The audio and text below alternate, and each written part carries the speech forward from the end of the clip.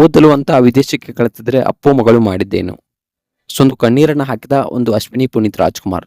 ನನ್ನ ಮಗಳು ತುಂಬಾ ಜಾಣೆ ಇದ್ದಾಳೆ, ಚೆನ್ನಾಗಿ ಓದ್ತಾಳೆ, ಸೊ ಒಂದು ಸಾಧನೆಯನ್ನ ಮಾಡ್ತಾಳೆ, ಏನಾದ್ರೂ ಮಾಡಿ ಅವಳು ಸಾಧನೆಯನ್ನ ಮಾಡ್ಲೇಬೇಕು.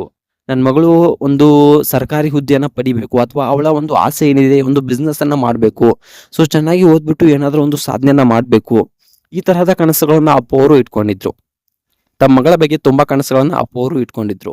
ಹಾಗಾಗಿಯೇ ತಮ್ಮ ಮಗಳನ್ನ ವಿದೇಶದಲ್ಲಿ ಓದೋಕೆ ಅಂತ ಇಟ್ಟಿದ್ರು. ಅಪ್ಪು ಅವರು ಬದುಕಿರುವಾಗಲೇ ತಮ್ಮ ಮಗಳನ್ನ ವಿದೇಶದಲ್ಲಿ ಓದೋಕೆ ಇಟ್ಟಿದ್ರು.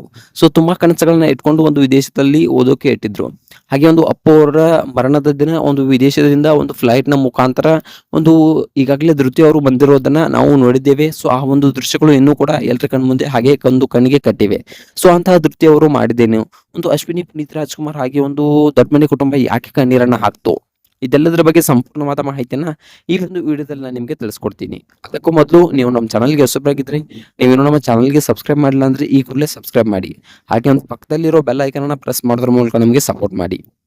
ಹಾಗಿದ್ರೆ ತಡ ಯಾಕೆ ಮಾಡೋದು, ಬನ್ನಿ ಸ್ನೇಹಿತರೆ ವಿಡಿಯೋನ ಸ್ಟಾರ್ಟ್ ಮಾಡೋಣ.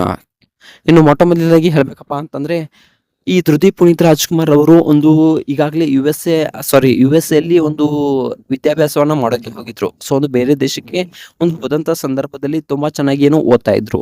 ಸೊ ಯಾವ ರೀತಿ ಅಂದ್ರೆ ಒಂದು ಎಲ್ಲಾ ಒಂದು ಪ್ರಥಮ ಸ್ಥಾನವನ್ನು ಪಡಿತಾ ಇದ್ರು ಎಲ್ಲಾ ಪರೀಕ್ಷೆಗಳಲ್ಲೂ. ಸೊ ತುಂಬಾನೇ ಖುಷಿಯಿಂದ ಅಪ್ಪು ಅವರು ಕೂಡ ಅವರನ್ನ ತುಂಬಾನೇ ಹೊಗಳ್ತಾ ಇದ್ರು. ಅಪ್ಪು ಅವರ ಪ್ರೀತಿಯ ಮಗಳು ಧೃತಿ ಅಂತಕ್ಕಂಥದ್ದನ್ನ ನಾವು ಇಲ್ಲಿ ಹೇಳ್ಬೋದು. ಸೊ ತುಂಬಾನೇ ಒಂದು ಇಷ್ಟಪಟ್ಟು ಅವರನ್ನ ಒಂದು ಆ ಒಂದು ವಿದೇಶಕ್ಕೆ ಒಂದು ಉನ್ನತ ವ್ಯಾಸಂಗಕ್ಕಾಗಿ ಅಪ್ಪು ಅವರು ಇಟ್ಟಿದ್ರು. ಸೊ ಅಪ್ಪು ಅವ್ರ ಬಗ್ಗೆ ಹೇಳ್ಬೇಕಪ್ಪ ಅಂತಂದ್ರೆ ತುಂಬಾ ಒಂದು ದೊಡ್ಡದು. ಸೊ ಒಂದು 4 ದಿನ ಆದ್ರೂ ಸಾಧ್ಯವಾಗುವುದಿಲ್ಲ. ಸೊ ಅಂತಹ ಮನುಷ್ಯ ಅಪ್ಪು ಅವರು. ಸೊ ದಾನ ಮಾಡು ಅಪ್ಪುವಿನ ಹಾಗೆ ಅಂತಕ್ಕಂಥದ್ದನ್ನ ಎಲ್ಲರೂ ಕೂಡ ಇವತ್ತಿಗೆ ಹೇಳ್ತಾ ಇದ್ದಾರೆ. ಸೊ ಆ ರೀತಿಯಾಗಿ ಒಂದು ಅಪ್ಪು ಅವರ ರೀತಿಯಲ್ಲಿ ಇರಬೇಕು ನಾವೆಲ್ಲರೂ. ಒಂದು ಸಾಧನೆಯನ್ನ ಅಪ್ಪು ಅವರ ರೀತಿಯಲ್ಲಿ ಮಾಡಬೇಕು. ಸೊ ಎಷ್ಟೇ ಒಂದು ಸಾಧನೆಯನ್ನ ಮಾಡಿದ್ರು, ಎಷ್ಟೇ ಒಂದು ದಾನ ಧರ್ಮಗಳನ್ನ ಮಾಡಿದ್ರು, ಸ್ವತಃ ತಮ್ಮ ಫ್ಯಾಮಿಲಿಗೆ ಗೊತ್ತಿರೋದ ರೀತಿಯಲ್ಲಿ ಒಂದು ಸಾಧನೆಗಳನ್ನ ಮಾಡಿದ್ದಾರೆ. ಸೊ ಆ ರೀತಿಯಾದ ಒಂದು ಈ ರೀತಿಯಾದ ಒಂದು ದಾನಗಳನ್ನ ಮಾಡಿದ್ದಾರೆ. ಯಾವ ರೀತಿಯಪ್ಪ ಅಂತಂದ್ರೆ, ಒಂದು ಅಪ್ಪು ಅವರು ಸ್ವತಃ ತಮ್ಮ ಫ್ಯಾಮಿಲಿಗೆ ಗೊತ್ತಿಲ್ಲ ಅಂದ್ರೆ ಇದು ಒಂದು ದೊಡ್ಡ ಸಾಧನೆ ಅಂತಕ್ಕಂಥದ್ದನ್ನ ನಾವು ಇಲ್ಲಿ ಹೇಳ್ಬೋದು. ಇಂದಿಗೂ ಕೂಡ ಅಪ್ಪು ಅವರು ಮರಣ ಹೊಂದಿದ್ರು ಕೂಡ ಅಪ್ಪು ಅವರ ಹೆಸರಿನಲ್ಲಿ ಎಲ್ಲಾ ಒಂದು ದಾನ ಧರ್ಮಗಳು ನಡೀತಾ ಇವೆ. ಸೊ ಇಂತಹ ಒಬ್ಬ ದೊಡ್ಡ ಮನುಷ್ಯ ಇಂದಿಗೂ ಕೂಡ ಅದಕ್ಕಾಗಿಯೇ ಒಂದು ದೇವರಾಗಿ ಉಳ್ಕೊಂಡು ಬಿಟ್ಟಿದ್ದಾರೆ.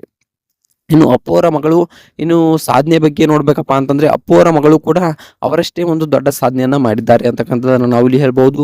ಸೊ ಏನಪ್ಪಾ ಅಂತಂದ್ರೆ ಅಪ್ಪು ಅವರ ಮಗಳು ಒಂದು ಓದೋದಷ್ಟೇ ಅಲ್ಲದೆ ಒಂದು ಸಂಗೀತ ಸ್ಪರ್ಧೆಯಲ್ಲಿ ಪ್ರಥಮ ಸ್ಥಾನವನ್ನ ಕೂಡ ಪಡೆದಿದ್ದಾರೆ. ಸೊ ಯಾವ ರೀತಿಯಾಗಿಯಪ್ಪ ಅಂತಂದ್ರೆ ಒಂದು ವಿದೇಶದಲ್ಲಿ ಸಂಗೀತದಲ್ಲಿ ಪ್ರಥಮ ಸ್ಥಾನವನ್ನು ಪಡೆಯುವುದು ಅಂದ್ರೆ ಅದು ಸಾಮಾನ್ಯದ ಮಾತಲ್ಲ.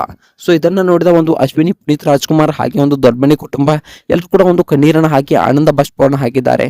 ಸೊ ತುಂಬಾ ಖುಷಿ ಆಗುತ್ತೆ. ಯಾಕಪ್ಪ ಅಂತಂದ್ರೆ ಒಂದು ಸಂಗೀತ ಸ್ಪರ್ಧೆಯಲ್ಲಿ ಪ್ರಥಮ ಸ್ಥಾನವನ್ನ ವಿದೇಶದಲ್ಲಿ ಪಡೆಯುವುದು ಅಂದ್ರೆ ಅದು ಸಾಮಾನ್ಯದ ಮಾತಲ್ಲ.